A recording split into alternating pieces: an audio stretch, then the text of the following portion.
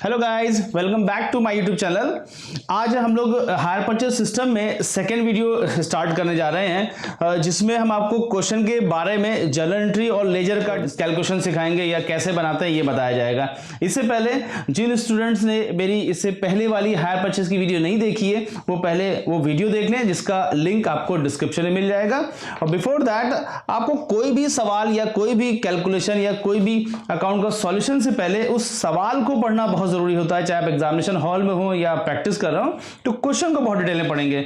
मैं सवाल को बहुत डिटेल में पढ़ता हूं, एक एक लाइन के बारे में आप समझिए। उसके बावजूद भी अगर कुछ ना समझ में आए तो दोबारा पढ़ लें, दोबारा वीडियो देख लें। जब तक सवाल क्लियर नहीं तो आप सॉल्यूशन नहीं कर सकते। लैंग्वेज आपको पकड़ना पड़ेगा, राइटर क्या कहना चाहता है या एग्जामिनर क्या पूछ रहा है सवाल, ये बहुत जरूरी है। दूसरी बात, जिन स्टूडेंट के पास ये क्वेश्चन नहीं है, इस क्वेश्चन का डिस्क्रिप्शन में आपको पूरा लिखा हुआ मिल जाएगा, तो आप वहां से भी देख लेंगे। चलिए मैं सवाल स्टार्ट करता हूं। ये एसएम शुक्ला की बुक से हायर परचेज का पहला क्वेश्चन है, जिसमें लिखा है इन्होंने, a firm of coal merchant purchase a wagon और हायर परचेज सिस्टम। वैगन एक मालगाड़ी टाइप का व्हीकल होता है, उसको कहते हैं। कोल मर्चेंट एक कोयले की जो काम करते हैं उनकी बात हो रही है। उसने एक हायर परचेज पर क्या खरीदा, एक वैगन खरीदा है। Payment is to be made in a period of 4 year. 4 साल के पीरियड में इसका पेमेंट करना है, ठीक है। यानी पेमेंट 4 साल तक करते रहना धीरे धीरे। और इसमें आगे लिखते हैं 6000 was payable on delivery on 1 Jan 2012, ठीक है। तो यहाँ पे 1 अप्रैल कर लीजिए, क्योंकि हमारे पास पुरानी बुक है। आप नई बुक में 1 अप्रैल 2012 होगा। तो एक 6000 का पेमेंट डिलीवरी टाइम करना, जिसे डाउन पेमेंट कहते हैं। And the balance by annual installment of 6000 each on 31 March. यानी कि जो बाकी पैसे बचेंगे वो आपको इस 4 इंस्टॉलमेंट में 31 मार्च को पूरे करने हैं। 6,000 रुपए की ईच किस्त, इसकी जो इंस्टॉलमेंट है या किस्त है वो इस तरह से होगी। The higher vendor charge 5% per annum interest on yearly balances. तो जो इंटरेस्ट चार्ज किया जाएगा वो 5% है। मैंने पिछले वीडियो में जब हमने इसका इंटरेस्ट कैलकुलेशन सिखाया था, मैंने कहा था कि आपको सवाल ने 5% इंटरेस्ट दिया है। तो आप पहले ये सवाल करें, जब स्टार्ट हो जाएगा ये इसका जर्नल वगैरह, उससे पहले आप इंटरेस्ट का कैलकुलेशन एक बार देख लीजिएगा या सामने रख लीजिएगा तो बहुत अच्छा रहेगा। तो अगली लाइन लिखते हैं, the cash price of the wagon was on delivery was ₹27,300। यानी कि जिस टाइम अगर आप कैश पैसे देकर अगर वैगन खरीदेंगे तो 27,300 रुपए होगा, ये कैश प्राइस हो जाएगा। डेप्शन at 10% per annum on diminishing balance method was charge every year. हर साल 10% डेप्रिसिएशन चार्ज करना है डिमिनिशिंग बैलेंस मेथड, यानी घटती हुई क्रम वाली पद्धति पे, यानी घटा के रिड्यूस करते करते आपको डेप्शन चार्ज करना है। पास necessary journal entries in the book of both the party. दोनों पार्टी की बुक में जर्नल एंट्री पास करनी। दोनों पार्टीज का मतलब परचेजर की बुक में भी और वेंडर की बुक में भी। एक पॉइंट हो गया। Write up the amount in the hire purchaser book and show the amount of wagon would appear in the balance sheet of various year। तो ये पॉइंट हम लोग स्किप कर देंगे, बैलेंस शीट बाद में सीखने का पॉइंट होता है। आज हम लोग सिर्फ जर्नल एंट्री सीखेंगे और अगली वीडियो में इसका लेजर बना के हम आपको दिखाएंगे, ठीक है। फिर इसकी एक वीडियो बनेगी जिसमें वेंडर की बुक में आपको बताऊंगा। तो ये सीक्वेंस आता रहेगा, ये क्रैश कोर्स में पहला तो पॉइंट है कि हम आपको सारी चीजें बता देंगे कैसे बनती हैं, फिर धीरे धीरे सवाल के अकॉर्डिंग चलेंगे। तो फटाफट हम लोग सवाल को में जर्नल एंट्री स्टार्ट करते हैं। आज जो हम यहाँ पे बताने जा रहे हैं आपको, उसमें अगर हम बात करें तो हम लोग परचेजर की बुक में कैसे जर्नल एंट्री पास करते हैं, उसको ऑर्डर क्या होता है, अमाउंट क्या होता है, किस तरह से लिखते हैं, या आप एग्जामिनेशन में जब आप कॉपी लिखेंगे तो कैसे लिखेंगे, इस तरह से मैं उसको डिस्क्राइब करने जा रहा हूं। तो चलिए मेरे साथ बोर्ड पे मैंने जर्नल एंट्री पहले से मेंटेन करके रखी हुई है। यहाँ पे देखें, ध्यान से बिल्कुल एक एक चीज बिल्कुल क्लियर कर लें। पहला पॉइंट ये कि जब आप क्वेश्चन लिखना शुरू करेंगे तो आपका फॉर्मेट बहुत स्ट्रांग होना चाहिए, क्योंकि बहुत सारे जो एग्जामिनर जो हैं वो प्रॉपरली कॉपी रीड नहीं करते, वो प्रेजेंटेशन देखते हैं। और अकाउंटिंग जो है वो प्रेजेंटेशन का काम है, वो आंसर ओरिएंटेड का काम नहीं कि आंसर खाली निकालने उससे हो जाएगा। तो आप मेरा प्रेजेंटेशन देखें, सबसे टॉप पे एक लाइन खींचेंगे और जिसमें हम लोग क्या लिखेंगे, in the books of hire purchaser, यानी हायर परचेजर की बुक में काम करें उसका यहाँ पे नाम लिखा जाएगा। अगर नाम अवेलेबल होगा तो हायर परचेजर के साथ में आप नाम भी लिख देंगे या नाम के साथ हायर परचेज भी लिख देंगे, 2 काम करेंगे। फिर हम लोग जर्नल एंट्री बनाने जाएंगे। तो मैंने यहाँ पे देखिए जर्नल एंट्री लिखा है, लाइनें स्केल पेंसिल की मदद से बिल्कुल सीधी सीधी खींचनी है। मैंने इसलिए डिफरेंट इंक इस्तेमाल की, इसलिए ताकि आपको बिल्कुल साफ साफ बात समझ में आ जाए। चलिए अब स्टार्ट करते हैं। स्टार्ट करने से पहले आप जो मेरा इंटरेस्ट कैलकुलेशन था वो आप इसको सामने रख लें। तो पहली एंट्री जो इंटरेस्ट कैलकुलेशन वो 27,300 की थी, वो वैगन परचेज करने की एंट्री है। तो आप परचेजर की बुक में काम कर रहे हैं, परचेजर के पॉइंट ऑफ व्यू से सोच रहे हैं, ऊपर यहाँ पे लिखने का मतलब ही होता है कि आपको परचेजर के पॉइंट ऑफ व्यू से बात करनी है, उसकी पॉइंट ऑफ व्यू से बात समझनी है। तो पहला पॉइंट, परचेजर साहब ने सबसे पहला काम 1 अप्रैल 2012 को वैगन खरीदा था। वैगन उसके लिए एक एसेट्स है, जब आप एसेट्स खरीदेंगे तो वैगन को डेबिट करना पड़ेगा, क्योंकि वैगन एक रियल अकाउंट है और जो चीज़ आपके पास आएगी आप उसको डेबिट करेंगे। तो मैंने इसे लिखा वैगन अकाउंट डेबिट 27,300 और टू हायर वेंडर। वेंडर को क्रेडिट इसलिए, वेंडर यहाँ पे गिवर है और गिवर को क्रेडिट करते हैं, पर्सनल रूल का यहाँ रूल लगा देंगे, तो ये एक एंट्री बन जाएगी। यानी पहली एंट्री आपकी होगी wagon account debit to hire vendor, जिसमें आप नरेशन देंगे wagon purchase on hire purchase system. Hire purchase system आगे लिख देना बेहतर रहता है, ताकि पता चल जाए ये आपने उधार नहीं हायर परचेज सिस्टम पर ही खरीदा है, इसका इंस्टॉलमेंट में पेमेंट करना है। बात क्लियर हो गई। Wagon account debit to hire vendor account, ठीक। वैगन को डेबिट इसलिए कर रहे हैं, वैगन एक एसेट्स है, एक रियल अकाउंट है जिसे आप छू सकते हैं, वो रियल अकाउंट होता है। और जो चीज़ रियल अकाउंट के पॉइंट ऑफ, जो चीज़ आपके पास आएगी, बिजनेस में आएगी, आप उसे डेबिट करेंगे और देने वाले को क्रेडिट कर दिया था, मैंने क्रेडिट करा दिया, ठीक है। दूसरी एंट्री की बात की जाए तो आपने पहले मशीन खरीदी, उसके तुरंत बाद आपने उसी वक्त, जिस वक्त खरीदा उसी वक्त क्या दिया, डाउन पेमेंट किया था उसको।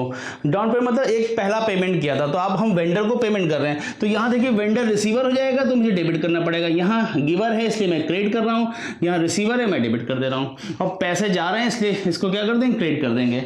और दूसरी बात है बैंक भी, अगर बैंक को सही मानों में देखा जाए तो बैंक पर्सनल होता है, तो पैसा बैंक देगा इसलिए बैंक को गिवर कर देते हैं यहाँ पे, इसलिए क्रेडिट कर सकते हैं। और डेट सेम होगी क्योंकि दोनों काम एक ही दिन हुआ है, जिस दिन आप मशीन खरीदेंगे उसी दिन आपको डाउन पेमेंट करना पड़ेगा।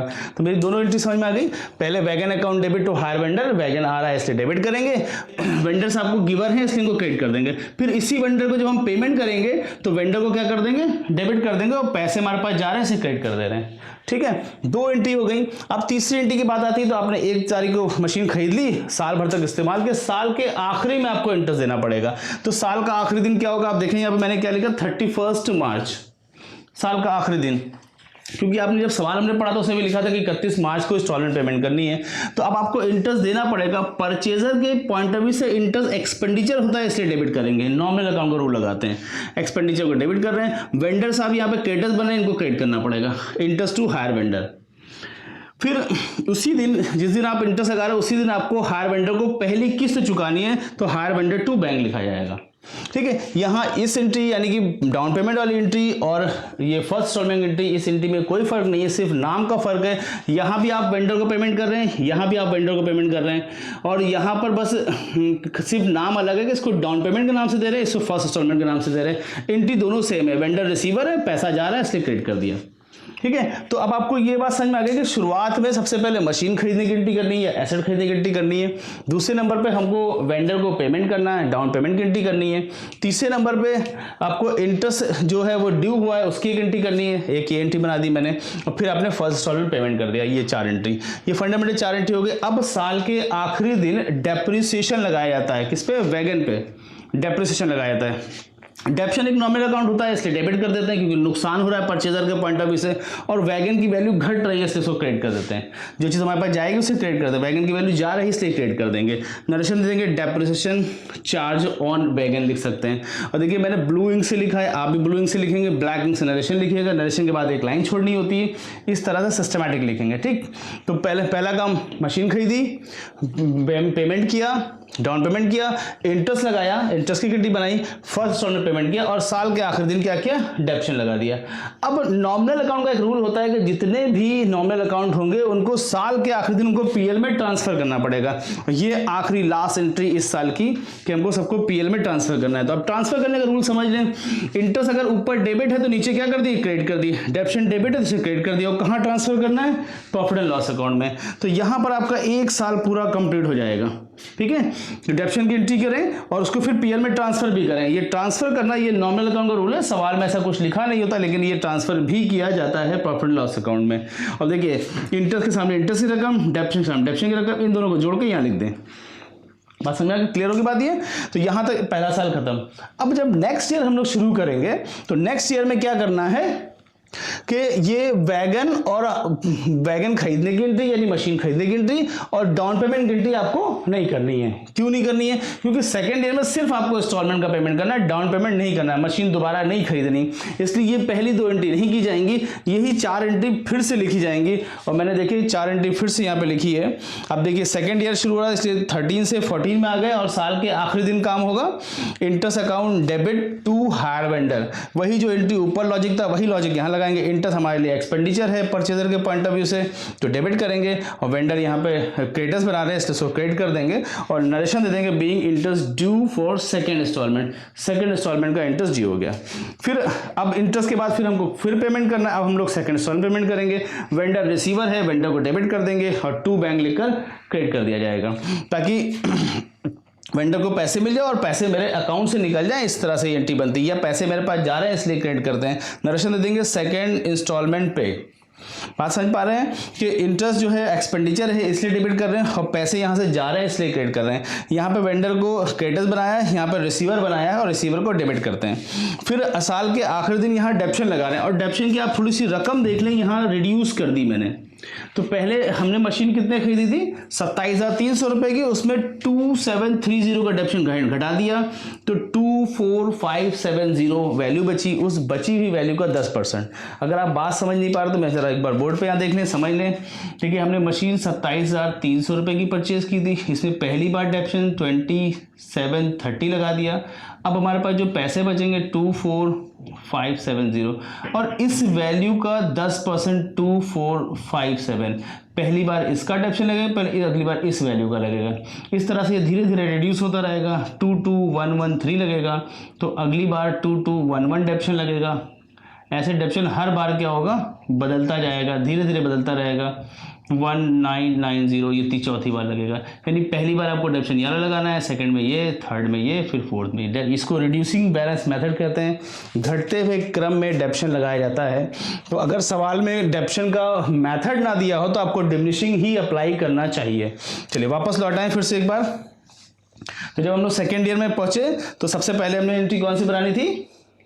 एक इंटरेस्ट ड्यू की, यानी कि फर्स्ट इंस्टॉलमेंट जहां पे ड्यू होगी वहां पे इंटरेस्ट की गिनती करेंगे। फिर हम लोग एक पेमेंट करेंगे, सेकंड इंस्टॉलमेंट का पेमेंट गिनती करेंगे, फिर डेप्शन लगा देंगे और फिर इसको पीएल में ट्रांसफर किया जाएगा। तो कंटिन्यू कर रहे हैं हम आगे। चलिए उसके बाद ये प्रॉफिट एंड लॉस अकाउंट में नॉमिनल अकाउंट को ट्रांसफर किया जाएगा, जैसे पहले साल में किया था, सेकंड ईयर में वही काम करेंगे। फिर देखिए फिर वही 4 एंट्री बनेंगी 1 2 3 4। पहले इंटरेस्ट ड्यू करेंगे, या थर्ड इंस्टॉलमेंट के लिए इंटरेस्ट खर्चा है डेबिट करेंगे, वेंडर को क्रेडिट कर देंगे।